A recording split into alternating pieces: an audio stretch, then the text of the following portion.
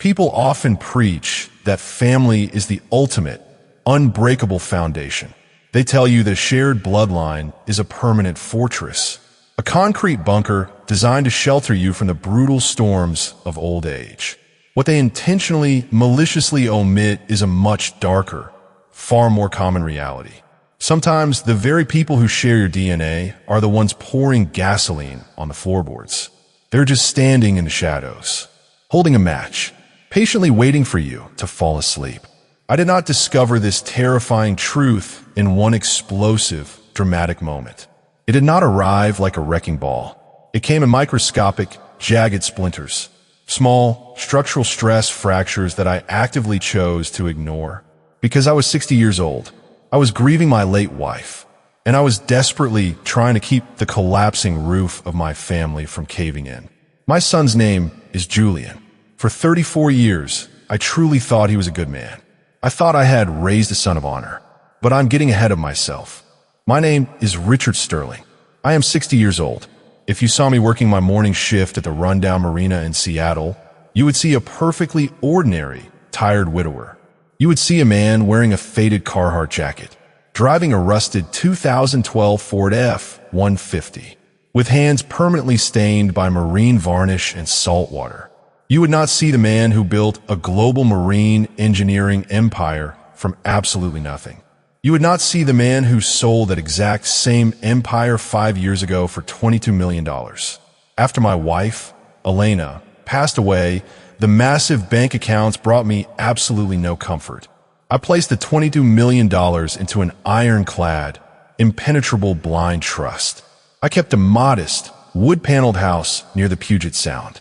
I took a minimum wage job restoring boat decks just to have a physical reason to wake up in the morning.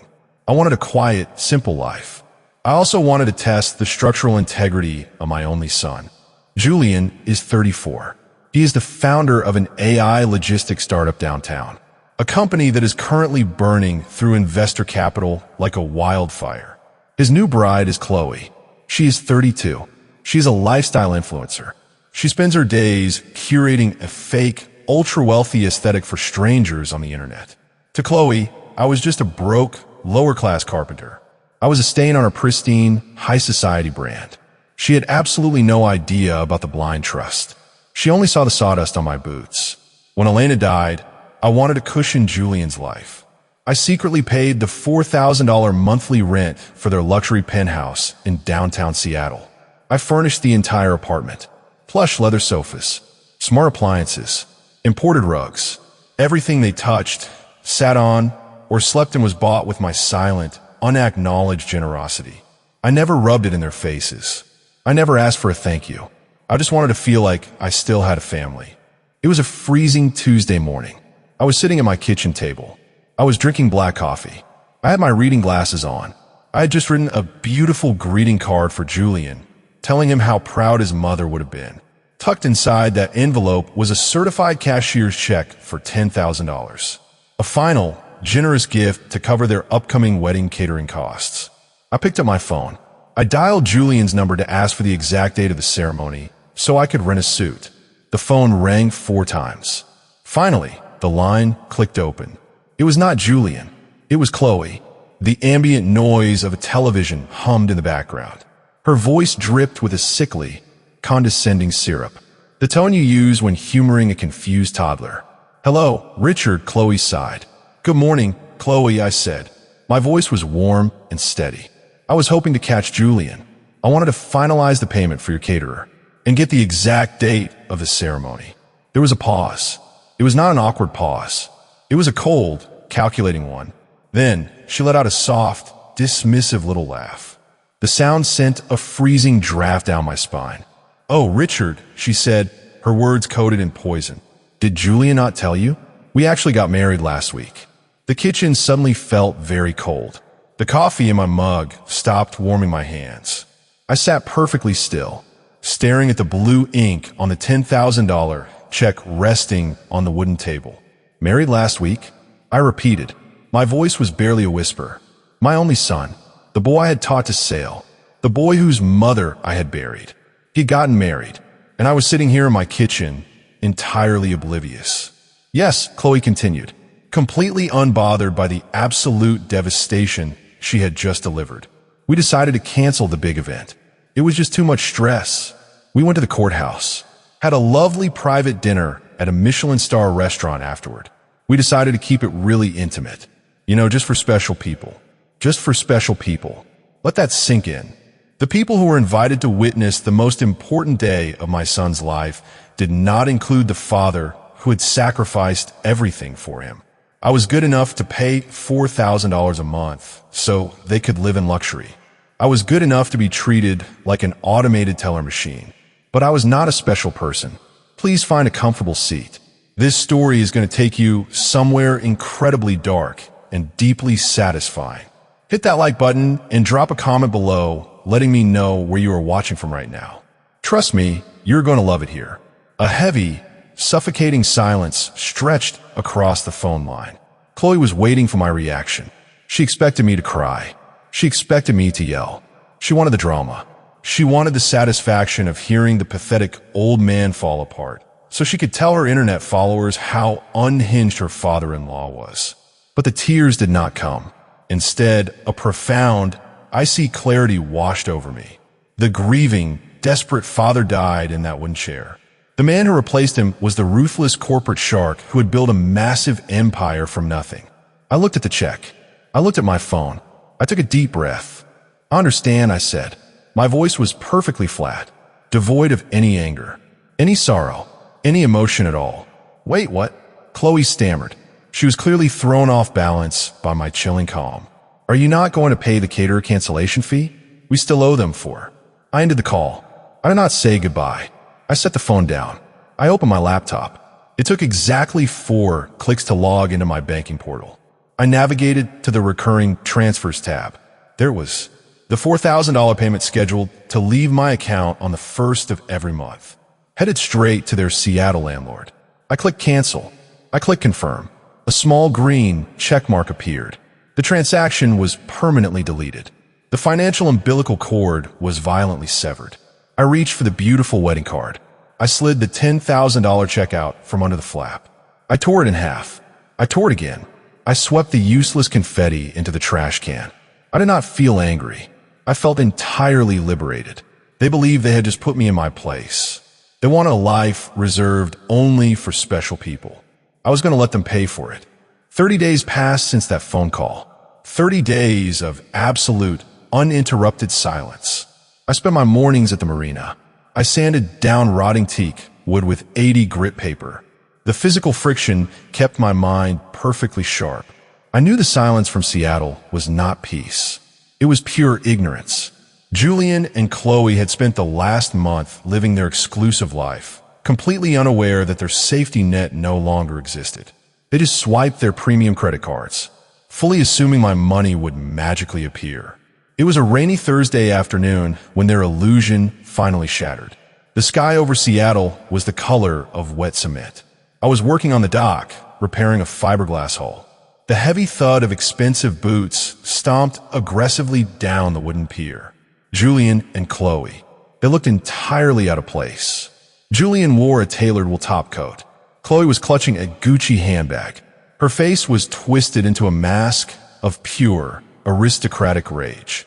They marched right up to my workstation. "Richard," Chloe shrieked. Her voice bounced harshly off the aluminum boat masts.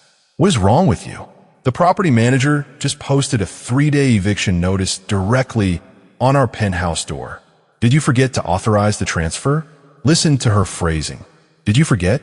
She was attempting to control the narrative, trying to gaslight me in real time. I did not look up. I kept sanding the hall. Julian stepped forward. His face was flushed red with anger and embarrassment. "Dad, you are embarrassing us. I have investors who live in that building.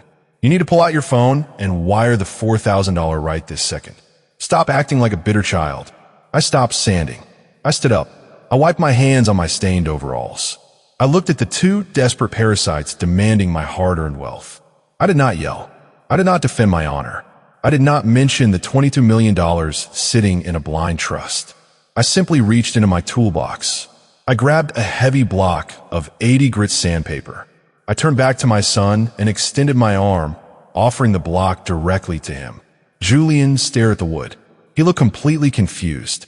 "What are you doing?" He stammered. I looked him dead in the eye, holding his gaze with absolute, cold authority. "If you need money to pay your rent, Julian," I said. My voice carried clearly across the freezing water. "We are currently hiring deckhands. The starting pay is $15 an hour.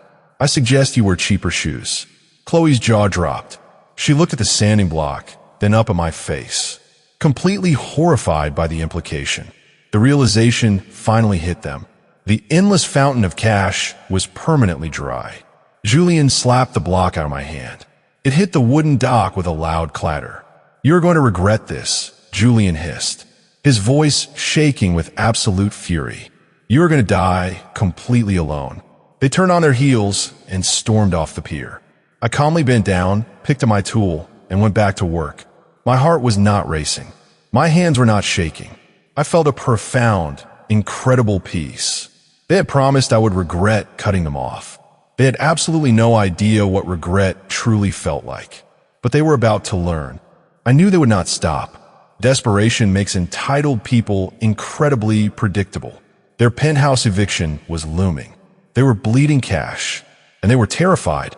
To protect my property, I spent my weekend installing a network of high-definition security cameras around the perimeter of my house. I wanted to know exactly who was approaching my front door when I was away at the marina. I did not have to wait long. It was a cloudy Wednesday. I was on my lunch break. My phone vibrated softly. Emotion alert. I opened the live video feed. A sleek black BMW was parked half a block down my street, partially hidden behind a large oak tree. It was Julian's car. I watched as the driver's side door opened. Julian stepped out onto the sidewalk. He wore dark sunglasses and a baseball cap pulled low. He looked around nervously, scanning the quiet suburban street. He walked quickly on my driveway, keeping his head down. He did not walk toward the front door. He walked directly to my brick mailbox. I watched my only son open the metal door and reach his hand inside. He pulled out a thick stack of Daily Mail. He quickly shuffled through the envelopes. He tossed the grocery flyers back inside. He only kept the envelopes that looked official. He was specifically hunting for bank statements. He shoved the stolen mail under his jacket, closed the door, and hurried back toward his car. Stealing mail from a residential mailbox is a federal offense. I could have sent the video to the postal inspector and had him arrested before dinner time, but I did not want to send him to jail over a few envelopes. I wanted to understand his blueprint. Julian was conducting financial espionage. He was gathering intelligence for a war he fully intended to wage in a courtroom. He wanted to sue me for implied continuous support. But before he committed to a massive legal battle, he needed to know my total net worth. If he discovered the $22 million, he would hire an army of vicious attorneys to tear my life apart. I dialed Marcus Vance. Marcus is 62 years old, a corporate legal shark in Seattle who destroys companies for sport. I explained that Julian was systematically stealing my mail to gauge my financial vulnerability. Marcus suggested we contact federal authorities immediately. I told Marcus no. I told him we were going to use my son's espionage against him. We were going to feed him poison, disguised as an absolute truth. If Julian thinks I am a multimillionaire, he will fight to the bitter end. But if he thinks I am just a poor, tired boat mechanic with almost nothing to my name, he will change his entire strategy. A greedy man does not waste his resources trying to squeeze water from a dry stone. We needed to create a financial illusion so perfect, Julian would bet his entire future on it. Marcus understood immediately. That very afternoon, we opened a new, standard checking account at a mundane local credit union. We deposited exactly $21,000. We set up automated payments for basic utilities.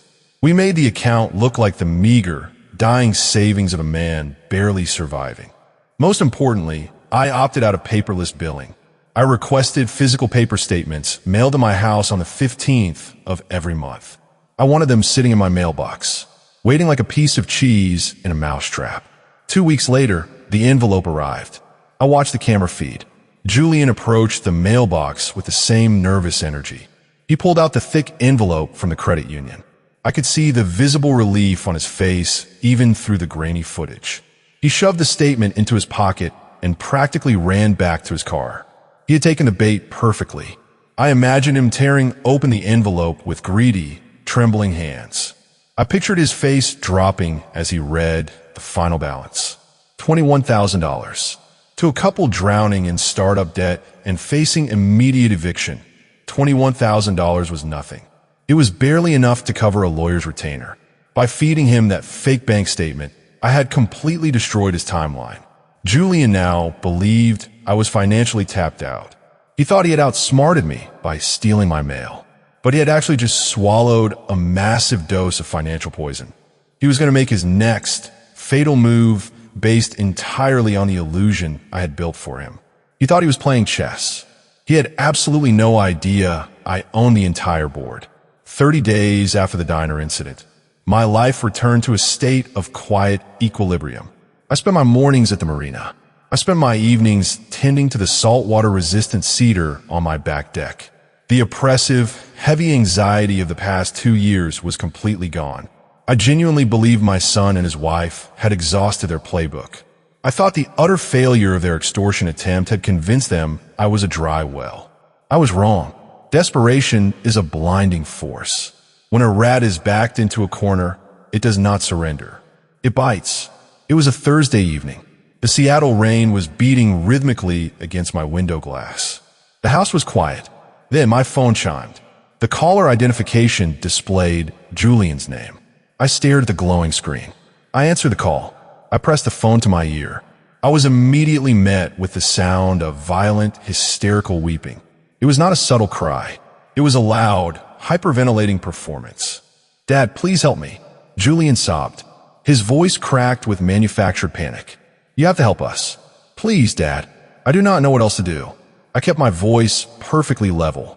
"What is happening, Julian?" He let out a ragged gasp. "We were in an accident. A terrible car accident on the Interstate 5. A drunk driver ran a red light. He smashed right into the passenger side. Chloe is hurt, Dad. She's hurt really bad." I listened to the frantic narrative unspool. "We are at Seattle Memorial Hospital," Julian cried. "The doctors say she has severe internal bleeding. She needs emergency surgery to repair a crushed spleen. But there's a massive problem with our insurance network. The billing department is demanding a $15,000 upfront deductible before they will even take her into the operating room." He was begging me, crying that his wife was in agonizing pain, sitting in a hospital hallway while bureaucrats argued over money. He pleaded with me to drain my checking account to save her life. The story was an absolute masterpiece of emotional manipulation. It was designed to bypass logic, to trigger the primal, protective instincts of a parent. Any normal father would have rushed out the door in a blind panic. But I was not a normal father anymore. I was a man observing a structural collapse. And then, Julian crossed a line that could never be uncrossed. "Dad, please. You have to do this," Julian cried. His voice echoed through my quiet living room. "Think about Mom. Think about Elena. You know she would never let Chloe suffer like this. If Mom were here, she would be rushing to the hospital right now. Please do not let Mom down." My blood turned to absolute ice. The sheer audacity of invoking my dead wife's memory to facilitate a $15,000 scam was staggering. Elena was the kindest woman I had ever known. To hear him use her name as a cheap bargaining chip was a level of depravity I had not anticipated. It was pure, unadulterated evil. I did not yell. I did not call him a liar. I simply let the silence hang over the phone line. I let him believe his emotional performance had successfully paralyzed me. "I am leaving right now, Julian," I said. My voice was thick with feigned concern. "I will be at the hospital in 20 minutes. I will bring my checkbook. Just hold on." I hung up the phone. I did not panic. I calmly put on my waterproof jacket. I grabbed my keys. I walked out to my F-150. I drove toward Seattle Memorial, but my mind was completely clear. A hospital cannot legally deny emergency, life-saving surgery over an upfront deductible. It is a direct violation of federal law. If Chloe was truly dying from internal bleeding, she would already be in an operating room. The entire premise of his emergency was a poorly constructed lie, a load-bearing wall made of rotting wood. They needed $15,000 to stave off their penthouse eviction. I arrived at the hospital. I parked my truck in the visitor structure. The night air was thick with freezing drizzle. I walked through the sliding glass doors of the main entrance. If a frantic husband was desperately waiting for his wife to emerge from emergency surgery, he would be pacing the floor of the intensive care waiting room. He would be harassing the front desk nurses for updates. I did not go to the emergency room. I did not go to the surgical waiting area. I walked directly past the main reception desk. I headed straight down the long, tiled corridor toward the hospital cafeteria. The cafeteria was relatively empty at this hour. A few tired nurses sat scattered at the plastic tables. I stood near the entrance. I hid slightly behind a large vending machine. I scanned the room with a cold, calculated gaze. It took me less than 10 seconds to find exactly what I was looking for. Sitting in a brightly lit booth in the far corner of the room was my son, Julian. Sitting directly across from him, looking absolutely flawless without a single scratch, bruise, or broken bone on her body, was Chloe. They were not weeping. They were not in agony. They were happily devouring an expensive plate of fresh oysters. They were drinking bottled Perrier water they had purchased from the premium hospital deli. I stayed perfectly still. I watched them. They were laughing. Julian leaned across the table, taking an oyster with a massive, relaxed smile on his face. Chloe was giggling, scrolling casually through her cell phone. The contrast between the weeping, terrified son on the phone and the arrogant man sitting in the booth was jarring. I slowly reached into my jacket pocket. I pulled out my cell phone. I opened my voice recording application. I pressed the red circle. I held the phone discreetly at my side. I stepped out from behind the vending machine. I walked silently across the cafeteria, moving toward their corner booth with slow, deliberate steps. As I drew closer, their voices became perfectly clear. "I cannot believe he bought it so fast," Julian chuckled. He wiped his mouth with a linen napkin. "I told you bringing up my mother would work. It is his ultimate weak spot. The old man is definitely going to pay up." Chloe took a sip of her sparkling water. She smiled. Her eyes gleamed with pure greed. "We will get the $15,000 cashier's check from him in the lobby," Chloe said. "Then we will tell him the doctors miraculously stabilized me without surgery. We can use $4,000 to pay off the landlord. The rest goes toward the startup servers and the car deposit. It is perfectly foolproof."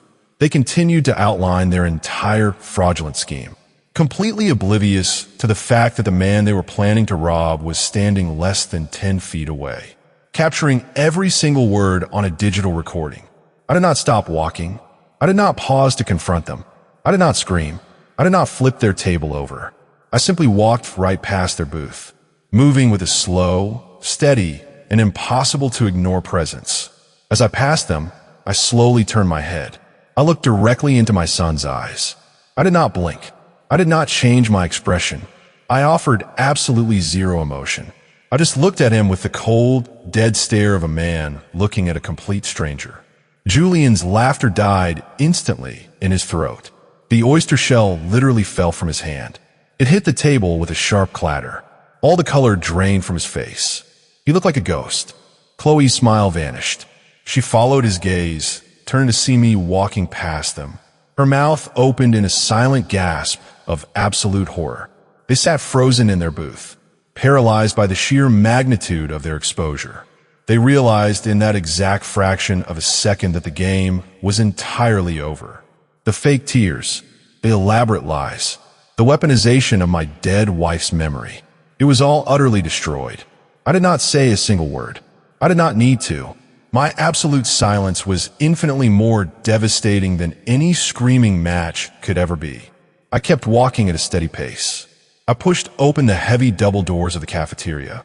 I stepped back out into the main hospital corridor. I stopped the voice recording. I saved the audio file securely. I walked out of the hospital. I got into my truck. I turned the ignition. I drove home, leaving them trapped in the paralyzing silence of their own catastrophic failure. The silence that followed the hospital incident lasted exactly 3 days.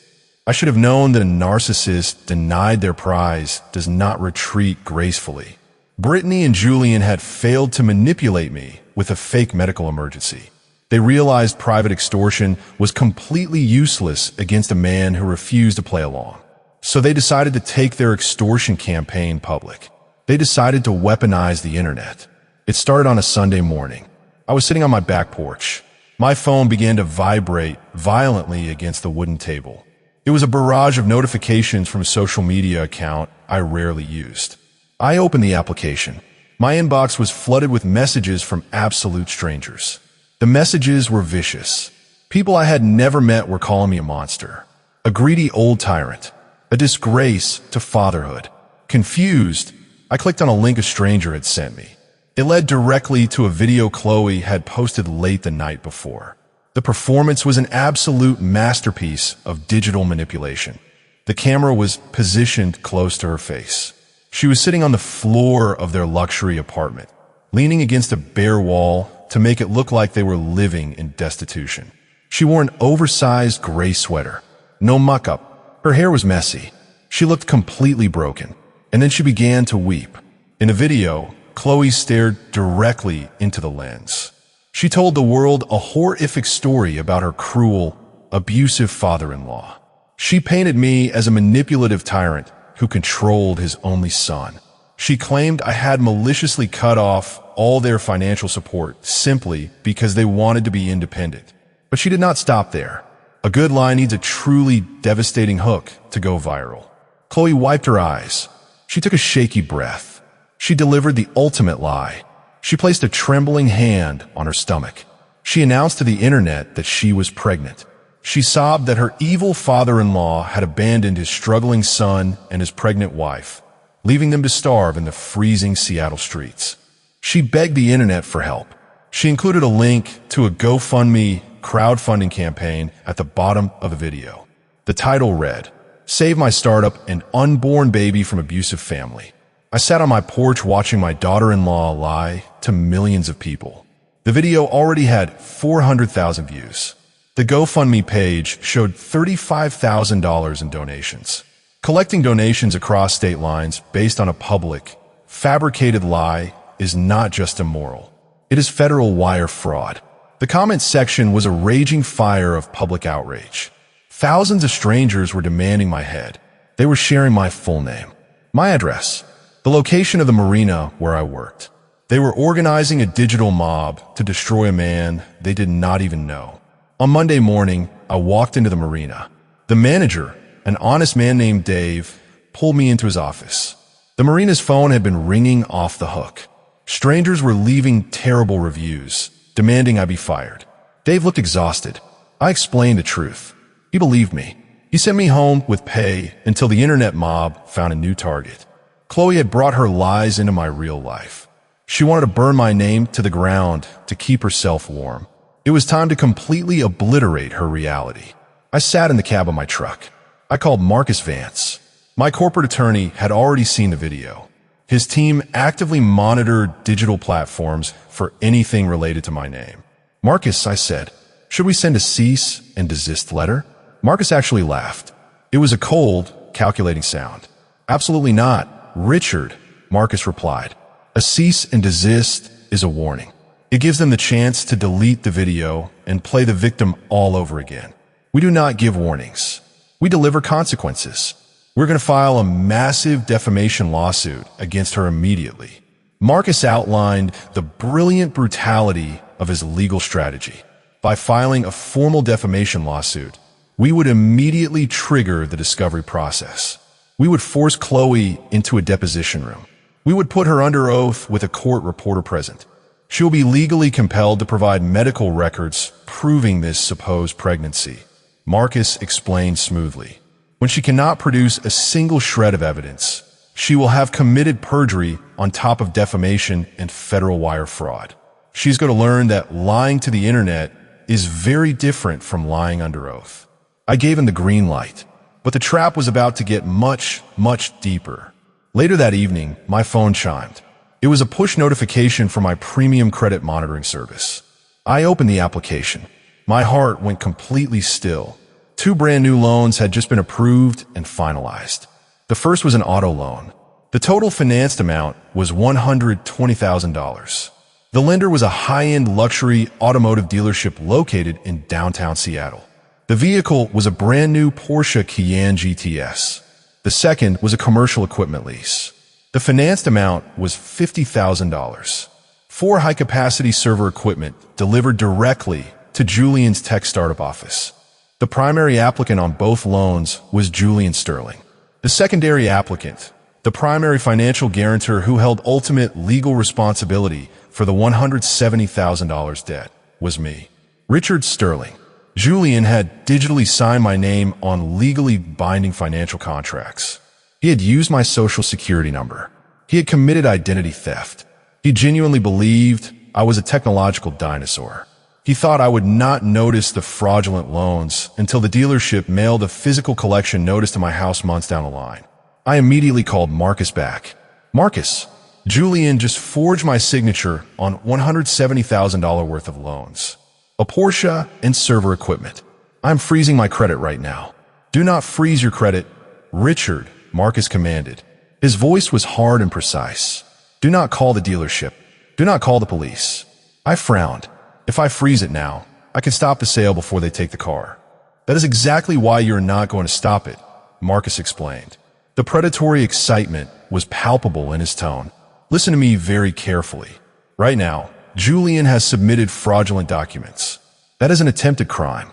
If you call the dealership, they will just cancel the loan. You'll get a slap on the wrist. Marcus paused. But if you wait, if you let the ink dry on those contracts, if you let him physically drive that $120,000 Porsche off the dealership lot, the situation fundamentally changes. It elevates this from an attempted fraud to a completed felony. Grand theft auto and federal wire fraud. We have to let him establish an undeniable, concrete paper trail. The absolute brilliance of the strategy settled over me. Marcus was not suggesting we defend against the attack. He was suggesting we open the door wide. Let the enemy walk directly into the center of the room, and then lock the door behind them. Let him drive it off the lot, I said. My voice was devoid of any hesitation. We will let them dig their own grave. The snare was set. The deposition was scheduled for Tuesday. They thought they were holding a winning hand. They had absolutely no idea they were walking directly into a federal slaughterhouse. The deposition took place on a rainy Tuesday morning. We were inside a sterile, windowless conference room in downtown Seattle. The room smelled faintly of old coffee and the sharp ozone of a humming copy machine down the hall. I sat at the long, heavy mahogany table. I was wearing a simple, dark gray suit I had owned for over 10 years. Marcus Vance sat right next to me. He was organizing his immaculate leather binders with the calm, cold precision of a surgeon preparing for a highly complex operation. The heavy wooden door swung open. Julian walked in. He was followed closely by Chloe and their lawyer, Victor. They looked incredibly smug, victorious. Julian wore a sharp, tailored navy suit. He completely ignored my presence as he took his seat across the table. Chloe glared at me with pure venom. Her hands rested protectively over her stomach, emphasizing her heavily publicized, entirely fabricated pregnancy for the court reporter. Their lawyer, Victor, slapped his cheap leather briefcase onto the table. He offered Marcus a condescending little smile. Victor was a fast-talking, bottom-feeding contingency lawyer. He genuinely believed he was about to force a frightened, elderly boat mechanic into a lucrative, immediate cash settlement. He had absolutely no idea he had just walked into a federal slaughterhouse. The court reporter asked Julian and Chloe to raise their right hands, to swear to tell the truth, the whole truth, and nothing but the truth. They both swore the legal oath, without a single ounce of hesitation, without a single shred of remorse. They placed their hands on the table. They looked at Marcus with defiant, arrogant expressions. They believed they held absolutely all the cards. They thought my quiet, silent demeanor across the table was a clear sign of defeat. Marcus did not raise his voice. He did not show any hostility. He simply opened his first binder. He began the questioning with a slow, methodical, and deadly pace. Marcus started by asking Chloe about her viral GoFundMe campaign. Mrs. Sterling, Marcus asked smoothly, "You stated in a public video that my client maliciously abandoned you. You claimed you were pregnant, starving, and facing imminent eviction. Is that correct? Yes, Chloe stated confidently. Richard cut off our rent out of pure spite. We have no money for groceries. We have no money for my prenatal care. Marcus nodded politely. He took a note. And you have raised approximately $42,000 from sympathetic strangers across the internet based on this exact claim? Yes, Chloe replied. She lifted her chin. People care about my unborn child. Unlike him, the concrete was poured. She had just committed perjury and confessed to federal wire fraud on the official court record. Marcus turned his attention directly to Julian. He steered the conversation toward the recent financial acquisitions. Mr. Sterling, Marcus said, you claim your father has established a legal pattern of continuous financial support. You claim he is legally obligated to maintain your lifestyle. Exactly, Julian snapped. He leaned back in his leather chair. He paid our rent for 2 years. He bought our furniture. And just last week, he co-signed 2 massive loans to help me secure a vehicle and save my tech startup. He knows he owes us. Marcus did not flinch. He slid a crisp copy of the $120,000 Porsche loan application and the $50,000 commercial server lease across the table. So, for the official record, Marcus said clearly, you are testifying under oath that Richard Sterling willingly and knowingly co-signed these financial documents? Julian did not even blink. Yes, Julian stated confidently. My father happily agreed to co-sign that auto loan to ensure his future grandchild had safe, reliable transportation. And he co-signed the server equipment to keep my company afloat. Victor, the cheap lawyer, practically beamed. He reached into his briefcase. He pulled out the original contracts bearing my forged signatures. We are officially submitting these contracts as exhibit, Victor announced proudly to the court reporter. They are undeniable proof of Richard Sterling's active, ongoing financial participation in my clients' lives. I sat completely silently. I listened to my own flesh and blood weave a tapestry of absolute lies while legally sitting under oath. Marcus gave them multiple, clear opportunities to correct their statements. He asked if they were completely certain about the exact sequence of events. Julian let out an arrogant, heavy sigh. Stop wasting everyone's time, Julian sneered. We have the documents. He signed them. Pay us our settlement so we can leave. They had fully committed to the lie. The perjury was now permanently embedded in the official legal transcript. By submitting forged documents into a federal court proceeding, they had just cemented their own guilt. The steel beams were locked in place. The doors were bolted. It was time to detonate the charges. Marcus closed his first binder. He folded his hands, resting them on the mahogany table. The polite, professional demeanor vanished instantly. It was replaced by the ruthless corporate predator I paid him to be. Let the record show, Marcus stated, his voice dropping to a lethal, freezing register, that the plaintiffs have officially submitted forged financial instruments into a federal proceeding. Julian's arrogant smirk faltered. What are you talking about? Marcus pulled a single sheet of paper from his briefcase. He slid it directly over to Victor. Our legal team independently subpoenaed the digital security log from the luxury car dealership and the commercial equipment vendor. Marcus explained smoothly. Electronic signatures carry specific, invisible footprints, including exact timestamps and internet protocol addresses. Marcus pointed a gold pen at the document. This log clearly shows that the signatures on the $120,000 auto loan and the $50,000 equipment lease were not executed from my client's residence. They were executed from IP address 192.168.1.15, an address registered directly to Julian Sterling's smartphone, while connected to the wireless network of his downtown Seattle penthouse. The color violently drained from Julian's face. He stared down at the security log. His mouth opened and closed silently as his brain struggled to process the catastrophic disaster. Victor picked up the document. His eyes rapidly scanned the technical data. The cheap lawyer turned a sickly shade of pale gray. He was a shady attorney, but he was not stupid. He instantly recognized the terrifying reality of what his clients had just done to him. They had used him to submit a forged document into a federal court proceeding. Before Victor could even attempt to formulate a defense, Marcus reached into his jacket pocket. He pulled out a small digital recording device. He placed it carefully in the exact center of the mahogany table. Furthermore, Marcus announced loudly for the record, "I am submitting an audio file, captured legally in a public hospital cafeteria where there is no reasonable expectation of privacy." Marcus pressed a small button. The crisp, clear audio filled the sterile conference room, echoing off the walls. "I cannot believe he bought it so fast," Julian's recorded voice laughed. "I told you bringing up my mother would work. It is his ultimate weak spot. The old man is definitely going to pay up."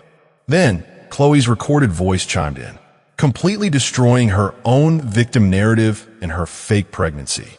"We will get the $15,000 cashier's check from him in the lobby. Then we will tell him the doctors miraculously stabilized me without surgery. We can use $4,000 to pay off the landlord. The rest goes toward the startup servers and the car deposit. It is perfectly foolproof." I watched the absolute psychological destruction of their false reality unfold in real time. Chloe covered her mouth with trembling, pale hands. Her eyes were wide with unadulterated terror as she heard her own wicked words played back to her. Julian sank down low into his leather chair, looking as though all the oxygen had been violently sucked from his lungs. Victor, the fast-talking contingency lawyer, was completely paralyzed. He stared blindly at the audio device. He looked at Julian and Chloe with pure, unfiltered disgust and panic. Victor abruptly stood up. His chair violently scraped against the hardwood floor. He looked directly at the court reporter. His voice was shaking with adrenaline and fear. "Let the record show that I, Victor Elias, am immediately and officially withdrawing as counsel for Julian and Chloe Sterling. Effective this exact second," Victor shouted. He frantically shoved his legal pads back into his cheap briefcase. "I had absolutely no prior knowledge of the fraudulent nature of these documents. I am entirely severing my professional relationship with these individuals." Julian reached out, his hand trembling. "Victor, wait. You cannot just leave us here. We are your clients." Victor violently slapped Julian's hand away. "I'm not your lawyer," Victor hissed. "You lied to me. You used my firm to commit felony perjury. Do not call my office. Do not contact me." Without another word, Victor snapped his briefcase shut. He turned on his heel and sprinted for the heavy wooden door. He practically tore it open, fleeing down the hallway to save his own career. The heavy door slammed shut behind him with a resonant thud, leaving Julian and Chloe entirely abandoned, completely exposed, utterly defenseless. The departure of their attorney acted as a brutal catalyst. It completely shattered whatever fragile illusion of unity remained between my son and his wife. Chloe turned on Julian with the ferocity of a starving animal. The mask of the sweet, distressed, pregnant victim completely dissolved. She shoved her chair away from him, her face contorted in an ugly mask of pure rage. "Fix this, Julian!" Chloe shrieked. Her voice echoed shrilly in the confined space. "You told me you had the money handled. You told me your father was too stupid to understand digital signatures. I'm not going to federal prison because you are a complete failure." Julian stared at her, utterly bewildered by her sudden venom. "Chloe, keep your voice down. We are still under oath." "I don't care," Chloe screamed. She turned her absolute terror into a weapon. She looked across the mahogany table at me. She attempted to force a desperate, innocent smile onto her face. "Richard, please," Chloe begged. Her voice trembled with manufactured sincerity. "You know I was manipulated by him. I will sign whatever divorce papers I need to sign today. I will testify against him in federal court. I will tell the judge the forgery was entirely his idea." She paused, taking a shaky breath. "I just need a severance package, Richard. I just need $50,000 to start over in a new city. Give me the cash, and I will legally erase myself from your family tree. I will leave Julian to rot in prison. We can make a simple business transaction right now." The absolute moral bankruptcy of her proposal was staggering. She was actively attempting to sell her husband to a federal prosecutor for $50,000. I did not yell at her. I simply reached into my pocket. I pulled out my cell phone. I pressed stop on my voice memo application. "I'm not going to wire you a single penny, Chloe," I said smoothly. "But I'm going to forward this exact recorded conversation directly to Julian's future public defender. I think it is incredibly important that my son knows his loving wife just offered to sell him to a federal prosecutor for 50 grand. Chloe's face turned stark white. She stopped breathing, but I was not finished.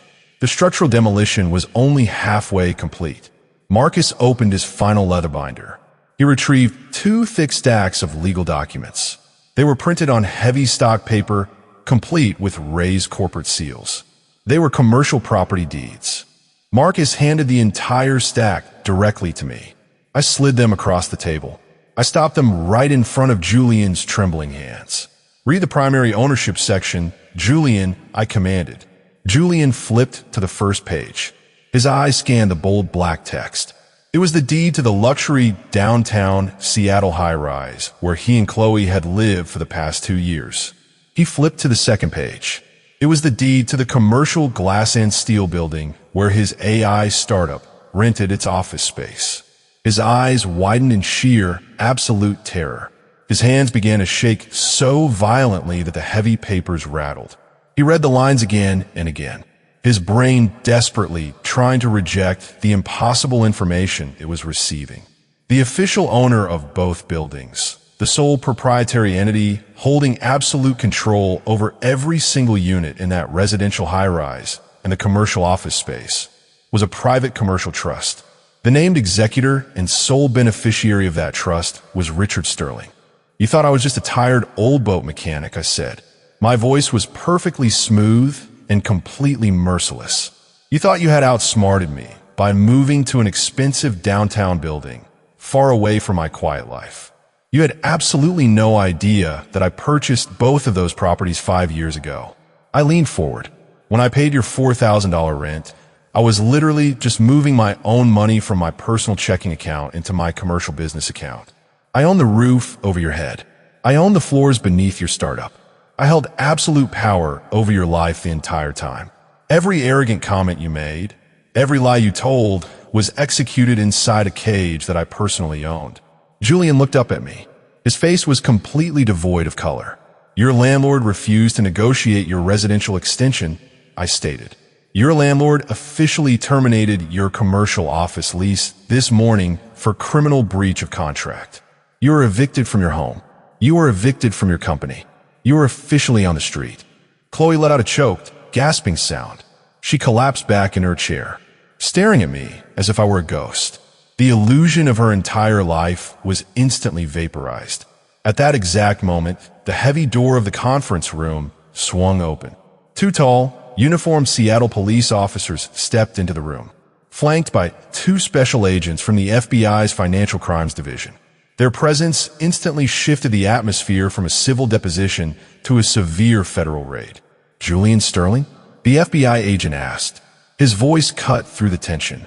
Julian slowly nodded his head, moving like a man trapped in a terrible, slow-motion nightmare. "Please stand up and place your hands behind your back. You're under arrest for felony identity theft, grand theft auto, and federal wire fraud." The agent turned to Chloe. "Chloe Sterling, you are under arrest for conspiracy to commit wire fraud in relation to the GoFundMe campaign." The sharp, metallic clicks of the handcuffs snapping shut echoed loudly in the silent conference room. It was the sound of absolute finality. "Dad!" Julian cried out, his voice cracking into a high-pitched wail of pure terror as the agents pulled his arms behind his back. "Dad, please do not let them take me. I am your only son. You cannot let me go to jail." I looked at the man wearing handcuffs. I looked at the tears streaming down his flushed, terrified face. I felt absolutely nothing. There was no anger left in my chest. There was no sorrow. There was only a cold, clinical detachment. I was looking at a criminal facing the direct consequences of his own calculated actions. "You're not on the list, Julian," I said softly. "There was a mistake. Go home." I did not stand up to comfort him. I sat in my chair, maintaining a steady, unblinking gaze as the officers marched him and his screaming wife out of the room. The heavy oak doors slammed shut behind them, abruptly cutting off the sound of their weeping. The room was perfectly quiet again. I walked out of the downtown legal building alongside Marcus. I stepped into the bustling Seattle afternoon. The freezing rain had stopped. The city moved around us, completely indifferent to the absolute destruction that had just occurred on the 14th floor. I felt a profound lightness in my chest. The suffocating weight of parental obligation had been entirely lifted. Within 6 months, Julian and Chloe were sentenced to federal prison. The $120,000 Porsche and the $50,000 server equipment were immediately repossessed. I sold both the residential high-rise and the commercial building, liquidating the toxic properties completely. I directed Marcus to wire a massive portion of those profits directly to a national legal defense fund, specifically dedicated to protecting vulnerable senior citizens from financial exploitation and family abuse. I wanted the wealth my son tried to steal to be transformed into a permanent shield for people who could not afford a shark like Marcus Vance. I returned to my quiet life at the marina. I woke up at dawn. I sanded wood. I smelled the salt water. There's a dangerous misconception in society that age equates to obsolescence. That silence implies ignorance. When arrogance blinds people, they often underestimate the quiet strength of those who have spent a lifetime building and protecting their empires. Never mistake a person's quiet patience for weakness. An old lion may rest in the shade, but his teeth remain razor sharp, and the truth will always burn away the shadows of deceit.